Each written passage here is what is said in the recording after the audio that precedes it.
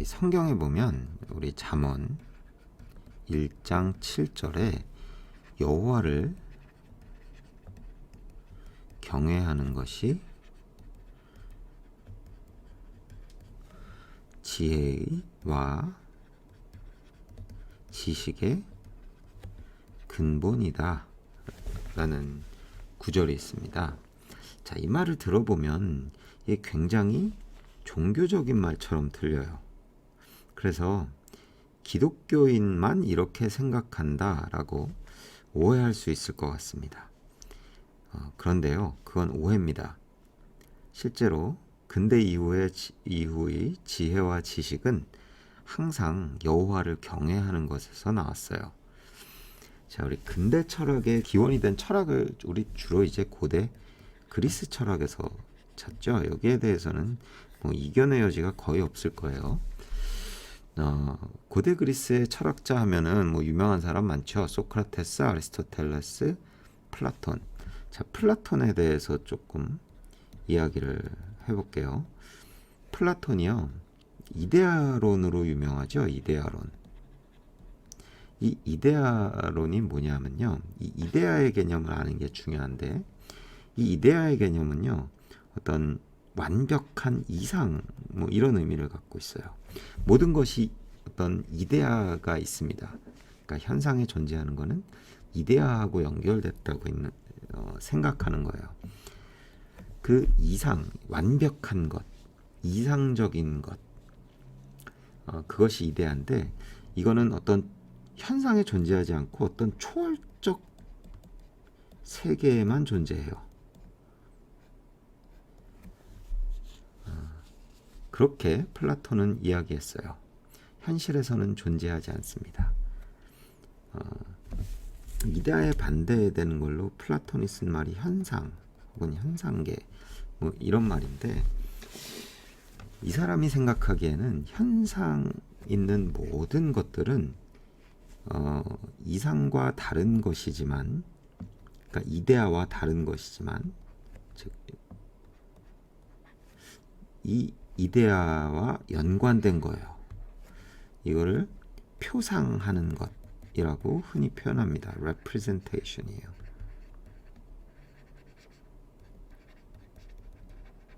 그러니까 우리 현상에서 보는 것들, 우리 현실 세계에서 보는 현상들은 다 뭐냐면은 이데아, 이상이 표상된 겁니다. 완벽하게 똑같을 수는 없어요. 왜냐하면 이상은 초월적 세계에만 존재하는 것이기 때문입니다. 그렇지만 이상을 가장 잘 표상하는, 대표하는, 상징하는 그러한 것들로 이루어진 것이 우리의 현상, 현실 세계입니다. 그래서 여기서 이성의 역할도 정의됩니다. 자, 이성은 뭐냐면요, 우리 이데아, 즉 초월적 세계에 있는 이상적인 것이 무엇인가를 알고 그것을 우리의 현상계의 현실에 가장 잘 표상하도록 만들어내는 것, 이것이 이성의 역할이라고 플라톤은 생각했습니다. 자, 이 플라톤의 이 이데아로는요, 이 잠언 1장 7절하고 굉장히 일맥상통하는 면이 있죠. 자, 여호와를 경외하는 것을, 이게 이데아가 무엇인가를 아는 것, 이게 도대체 뭐지? 하고 아는 것이라고 우리가 생각해 볼 수 있을 것 같아요. 왜냐하면 이데아라는 건 초월적 세계에 있잖아요. 그럼 초월적 세계를 그리는 거죠. 그게 바로 여호와를 경외하는 마음이 있지 않으면 안 되는 것이죠. 자, 그리고 이 지혜와 지식이라고 하는 것도 우리가 이것을 이성이라고 생각해 볼 수 있을 것 같아요. 아마 지혜가 이성이라고 볼 수 있고, 지식은 그 이성이 밝혀낸 내용이라고 볼 수 있겠죠. 자, 그래서 플라톤의 이론에 의하면 이성을 사용해서 이 이데아의 내용이 무엇인가를 알고 그것을 이성을 통해서 또한 현실 세계에 최대한 비슷하게 표상하도록 구현해내는 것, 이것이 이성의 역할이라고 믿었습니다. 이것이 근대 철학의 말하자면 기본입니다. 기본적인 뭐랄까 어떤 생각의 뿌리, 생각의 틀이라고 볼 수 있죠. 자, 그래서 이런 생각이 계몽주의 철학, 근대 계몽주의 철학에 쭉 이어지다가 19세기에 와가지고 한 1800년대 말쯤에 굉장한 말하자면 생각의 변화가 나타납니다. 이게 누구냐면요, 니체란 사람이에요. 대표적이죠. 이 사람이 거의 시조와 다름없는데 이 사람이 이제 실존주의 철학에 말하자면 시조라고 부릅니다. 이 실존이 뭐냐면요, 결국에는 이 실존주의의 기본은 이 이상과 현상의 연결고리를 끊어버린 거예요. 무슨 얘기냐면은 이상이란 건 존재하지 않고 현상이 다다라고 이야기를 한 거예요. 그렇게 이야기를 합니다. 그래서 여러분 니체 하면 생각나는 말이 뭐냐면요, 신은 죽었다, 이런 말이죠. 신은 죽었다. 굉장히 대담하고 굉장히 자극적인 선언이에요. 그 당시에 이제 많은 사람들이 신을 상정하고 초월적 세계의 그 이데아가 무엇인가를 가정하고 있었으니까 그때는 굉장히 좀 큰 충격이었겠죠. 근데 이 사람 얘기를 가만히 들어보면요, 이게 신은 죽었다를 논증한 게 아니에요. 그러니까 이제 어떤 논리나 증거를 가지고 이런 결론을 내린 게 아니고요. 이게 사실은 논의의 출발점이에요. 이 사람이 하고자 하는 말에. 그러니까 뭐 증거라고 해봤자 뭐 증거라고 볼 수는 없죠. 신은 죽었다라는 걸 이 사람이 뭐 현대과학으로도 밝혀낼 수 없는 걸 이 사람이 어떻게 밝혀냈겠어요? 이 사람은 이런 거예요. 그러니까 이런 식으로 이야기를 합니다. 이게 1883년 이때쯤 이제 이 사람의 여러 가지가 나오는데, 책들이 나오는데 그 중에 뭐 이런 이야기를 슬슬 해요. 그러다가 이제 아주 책 한 권 전체가 그런 내용으로 쓰여진 거는 뭐냐면은 짜라투스트라는 이렇게 말했다, 이런 책을 있습니다. 이게 책 제목이에요. 근데 이 짜라투스트라가 누구냐면요, 이제 중동에 잠깐 있다 없어진 조로아스터교 있죠. 조로아스터를 독일어로 하면 짜라투스트라가 됩니다. 근데 이거는요, 픽션이에요. 철학책이 아니에요. 소설입니다.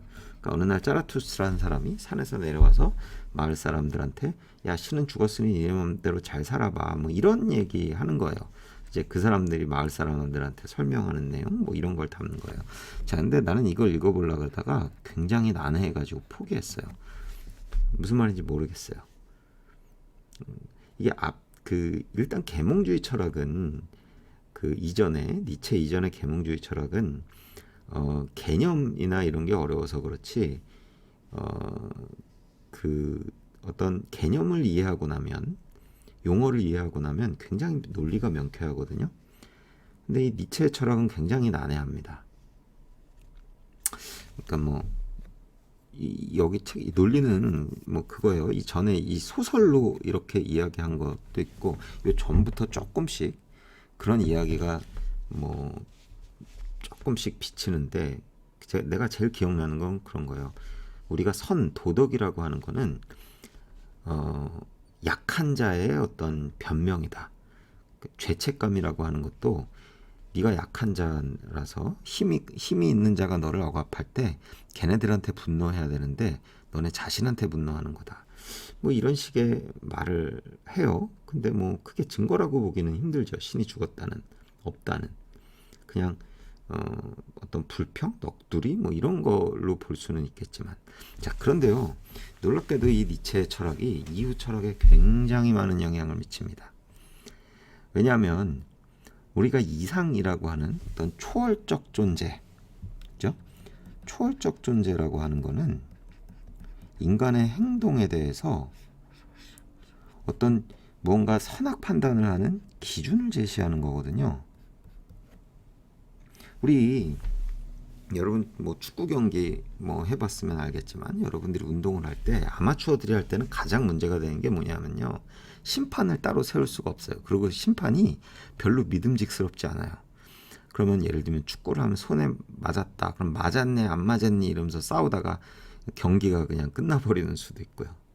우리 인간을 사는 데 있어서 심판이 없다는 거, 초월적 존재가 없다는 거는 굉장히 말하자면 큰 문제가 될 수 있습니다.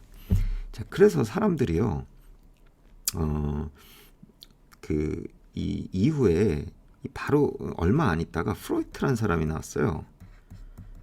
이 사람은 사실 오스트리아의 의사인데 이 사람이 심리 치료 같은 걸 하면서 이런 말을 한다 그랬죠.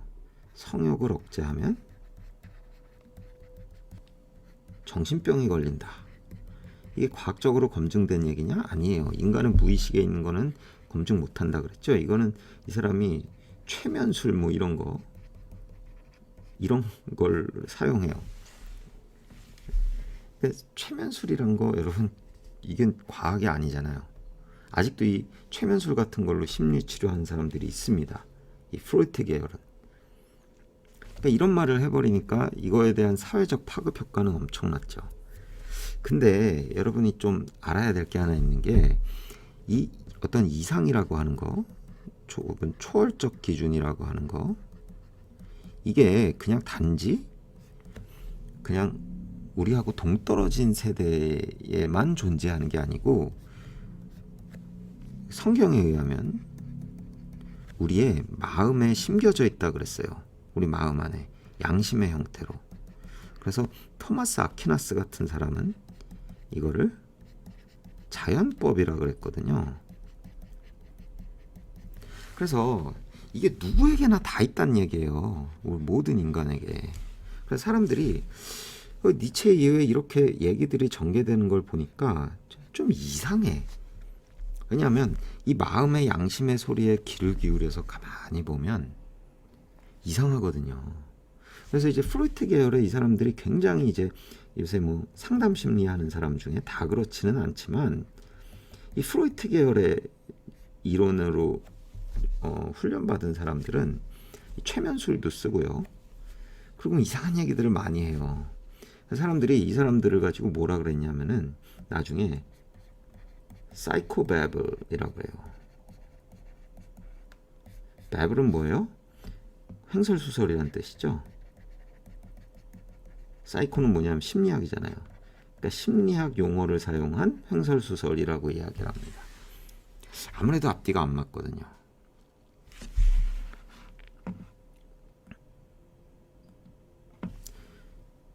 자, 그 다음에는 또 이제 우리 그 이후에 이 실존주의 이후에 이건 이제 영향을 조금 받기는 했지만 사실은 마르크스한테 더 영향을 받은 실존주의 영향도 받았지만 그 포스트 모더니즘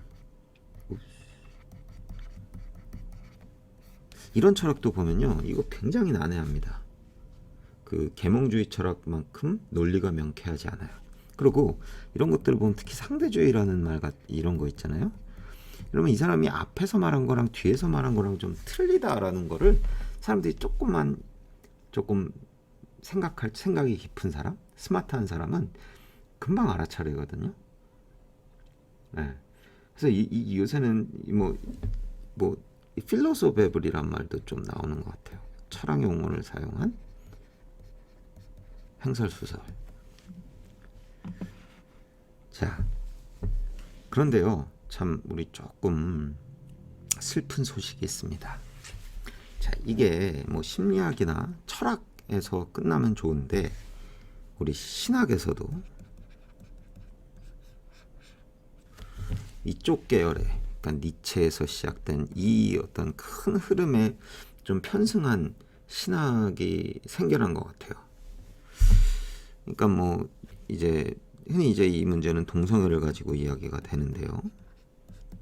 처음에는 이 동성애를 옹호하는 사람 그런 신학자들이 있었는데 처음에는 이런 거였어요. 동성애자도 이제 신학의 가장 기본은 이제 예수님의 사랑이니까 예수님 사랑이 너무 커가지고 이 안에 동성애자들도 사랑 받을 수 있다. 뭐 이런 얘기였던 것 같아요. 뭐 일견 말은 돼요. 예수님의 사랑은 그 어떤 죄도 품을 수 있으니까. 자, 그런데요. 여기서 동성애자는 조금 생각해 봐야 되는 게, 동성애자는 예수님의 사랑에 들어올 수 있지만 동성애라고 하는 행위는 예수님의 사랑에 들어올 수 없습니다. 자, 예수님이 그 가늠하다 붙잡힌 여인에게 이 여인을 돌로 쳐 죽일까요 말까요를 할 때 예수님께서는 죄 없는 자가 먼저 치라 이렇게 하셨죠. 근데 우리가 그것만 주목하지 말고 마지막에 이 여인한테 가셔서 나도 너를 정죄하지 않으니까 가서 다시는 죄를 범치 말라 이렇게 말씀하신 걸 기억해요. 이 가늠한 여인을 용서했다고 해서 그의 죄까지 받아들이신 건 아니거든요. 자, 이런 얘기할 때는 그래도 조금 말이 되는데, 이게 어떻게 발전하냐면요, 성경의 인물이 동성애자였다 뭐 이런 식의 얘기가 신학자들 사이에서 나오는 것 같아요. 뭐 예를 들면 솔로몬이 동성애자였고, 그리고 뭐 모르드게 알죠? 에스더를 키운 사람. 근데 에스더가 모르드게가 에스더를 키울 때 자기 젖을 먹여서 키웠는데, 그 얘기는 모르드게는 사실 여자였다. 크로스 드레서. 그러니까 여자인데 남자 옷 입고 다니는 사람이었다. 뭐 이런 식으로 동성애를 옹호하는 그런 내용이 나와요. 뭐 요셉은 채색 옷을 입고 있었는데 그게 여자 옷이었다. 뭐 이런 식의, 그러니까 성별 자체를 이렇게 좀 의심하게 하는 이런 얘기들이 있는데, 자, 이런 얘기는 사실은 내가 볼 때는 그냥 상식적으로 생각해봐도 이런 얘기를 하기 위해서는 그냥 이 얘기만 해서는 안 되고, 지금까지 신학자들이 구약 시대의 상황과 분위기와 뭐 이런 얘기까지를 전부 다 해왔던 거를 완전히 뒤집는 반증을 해야지만 가능한 얘기예요. 자, 모르드게 같은 경우에는 이때가 포로 시대였죠. 포로 시대에서는요, 사람들이 정신을 차리고 이스라엘 사람들이 다시 율법으로 돌아가려고 되게 애썼던 시대예요. 그러니까 과거 타락했던 그 예루살렘 당시보다도 오히려 더 종교적인 어떤 집착이랄까, 성결하게 살려는 마음이 더 컸을 때라고 볼 수 있거든요. 그런데 모르드게가, 지도자급에 속한 모르드게가 그런 동성애적인 행동을 했다? 그거는 그 전에 신학자들이 해놓은 거를 다 반증을 하고 나서 해야 되는 얘기입니다. 조금만 생각해보면 이상해요. 그리고 우리가 하나님께서 모든 사람의 마음에 양심을 심어주셨다고 했잖아요. 이 양심을 기준으로 이 논리적 전개, 이것도 마찬가지예요. 포스모더니즘이나 이 니체의 실존주의도 그 사람의 논리만을 따라서 이렇게 가다 보면은 거기에 빠질 수 있어요. 근데 한번 이 얘기를 다 듣고 한번 멀리 떨어져서 이성을 사용해서, 그죠? 우리 하나님이 주신 이성, 이거를 딱 사용해서 한번 전체적인 내용이 말이 되는지를 살펴보면 좀 이상해요. 최소한. 아니면 심하게 말하면 말이 안 돼요. 전반적인 다른 얘기와 맞아 들어갈 수가 없어요. 자, 내가 생각하기에 신학의 역할은 그겁니다. 신학은요, 이 세속학문과 좀 달라요. 세속학문은 항상 그 나부한 거, 새로운 이야기를 해야 되거든요. 새로운 이야기. 그러니까 세상을 설명하는 다른 이야기를 해야 돼요. 그러니까 왜냐하면 우리가 어떤 이것이 진리, 이 네모 안에 있는 것이 진리라고 봤을 때 우리가 아는 것이 너무 적으니까, 그죠? 새로운 이야기를 해서 이렇게 하나하나 붙여나가면 우리가 더 모르는 부분을 설명하는 부분이 이렇게 점점 많아지겠죠. 그죠? 그렇기 때문에 뭔가 새로운 얘기를 해야지 논문이 통과가 되지. 어떤 논문을 어디에 제출했을 때 맨날 하던 얘기 여기 있는 거 똑같이 이렇게 해버리면 어떤 명망 있는 학술지에는 통과되기가 힘듭니다. 그래서 어떤 최고 학술지, 권위 있는 학술지에 논문을 실으면 학자로서 인정받는 거예요. 뭔가 새로운 이야기를 이렇게 하나하나 더 붙여서 지식의 확장에 기여하기 때문이에요. 이렇게. 자, 근데 신학은요, 기본적으로 성경이라고 하는 틀이 있어요. 그리고 성경에서 이 성경 텍스트뿐만 아니고 우리 성경에서 어떤 정신, 기본적인 이런 것이 굉장히 하나님이 분명하게 얘기해 주신 게 있다고요. 그럼 우리가 물론 이 안에서도 이거를 확장해 나가야 하지만 무조건 새로운 것이라 그래서 이 밖으로 나가버리면 이거는 조금 규제해야 되지 않나 이런 생각이 듭니다. 한번 보세요. 우리 종교개혁을 일으킨 루터란 사람 있잖아요. 물론 이 신학이 그 당시에 루터가 살던 당시에 로마 가톨릭 신학과는 달랐어요.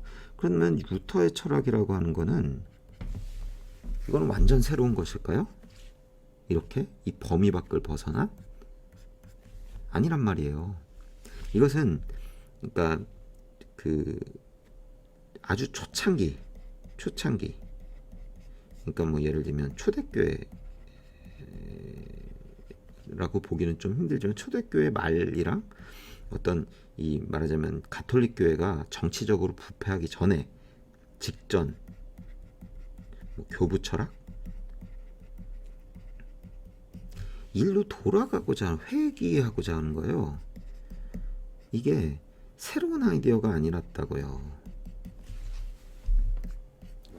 그러니까 나는 이런 얘기를 하고 싶어요. 신학자 하시는 분들한테는 여러분들이 연구하는 주제는 새로운 것을 찾기보다는 우리가 과거에 그러니까 원형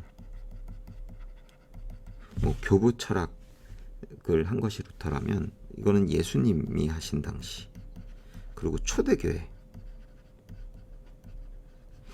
이런 것들을 조금 더 깊이 있게 역사도 연구하고 역사적 증거 이런 거를 또 안에서 뭐 어원적인 거 뭐 헬라어 아니면 아람어 뭐 성경이 헬라어로 기록했으니까 아람어는 별로 없겠지만 아람어에 뭐 이런 것도 뭐 추적할 수 있다면 예수님이 직접 쓰신 그런다고 한다면 이때의 모습을 좀 더 이 원형을 새로운 것이 아니고 좀 원형을 조금 더 깊이 있게 설명해 줄 수 있지 않을까 싶어요. 자, 그리고 여러분 신자들한테는 이렇게 얘기하고 싶습니다. 요새는 신학이라고 하는 것도 이런 얘기가 나와버리니까 그죠? 이런 식의 얘기가 나와버리니까 신학이라고 하는 거는요. 우리 만인 제사장설 알죠? 이게 뭐냐면요. 만인 모든 예수 믿는 사람이 이성과 양심을 사용하면 이것이 옳고 그름을 판단할 수 있다는 얘기입니다. 뭐를 기준으로? 이성과 양심을 기준으로 성경을 연구하면 이 말이 성경에 맞는 건지 안 맞는 건지를 판단할 수 있다는 게 만인 제사장설이에요. 그러니까 자기 뜻대로 판단하는 것도 아니고 이성과 양심을 가지고 성경을 살펴보면 이런 얘기를 하는 게 옳은지 그른지를 알 수 있다는 얘기예요. 그래서 신자 여러분들도 신학자가 저런 얘기했다고 받아들이지 마시고 본인의 하나님 앞에서의 양심 그리고 이성을 사용해서 성경을 살펴보면서 하나님의 말씀을 연구하는 그런 자세를 가지셨으면 좋겠습니다.